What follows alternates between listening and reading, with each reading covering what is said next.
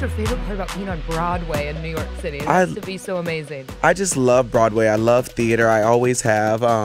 It's just a dream come true to be getting to bring this character to life and making him like different and young and fresh. The character of Billy Flynn. Yeah. I've been such a huge fan since I was in high school and saw the movie.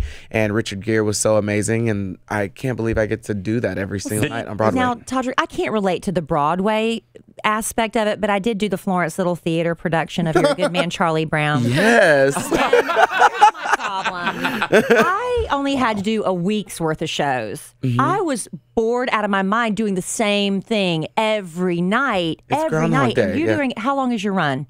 Well, this run is only 7 weeks, but I did still. Memphis for 6 months. I did The Color Purple for a year. How do you do the same thing every night and not drive yourself crazy? Do you ever just go on autopilot, or do you have to keep it fresh? Sometimes you do, but the thing is, I think that the cool part for me is that I'm working with people who've been on Broadway, some of them for 21 years, and to be able to like look at their eyes and see how invested they are every day, it becomes a really cool challenge for me as an actor to try to be invested in the scene. And also, when I was doing Kinky Boots, that story resonated so strongly with my real life. It felt like I remember being such an outcast and having to move from school to school because my dad was a basketball coach, and every day I'd walk into the cafeteria being like, how am I going to explain to this new group of guys that I don't want to play basketball, that I actually want to take ballet and I'd rather sit with the girls. I don't know how I'm going to figure this out.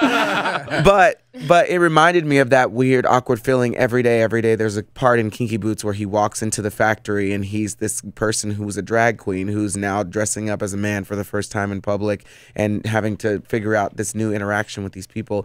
And every day, no matter how many times, even if it was a matinee after a 4-show weekend, I would always remember what it felt like. So it feels if you're acting and really in the moment, not saying that you weren't in your production of Your Good Man Charlie Brown, Right. but it should feel real and authentic every single time. Now, if you ever forget a line, how do you go about? Because I'm sure it happens. You do so many shows. Does it happen? It does happen. Sometimes you're like, I'm thinking about a That's So Raven rerun, and then I'm on stage, and all of a sudden I'm like, and it's the craziest feeling. It always feels like a huge, loud, noise went off, and your heart stops, and you're like, oh my gosh, what do I do? What do I do? What do I do? It's like that moment in The Lion King where Simba realizes that the stampede is coming, and the background goes like that. I don't know. You got to look at that image, and then you'll know exactly how I feel. It feels like, even though it's only like 3 seconds that it takes you to figure out where you are, it feels like you waited 4 hours and that the audience is like laughing and pointing at you. And nobody knows. No one knows. No one Hopefully your knows. co-stars would save you.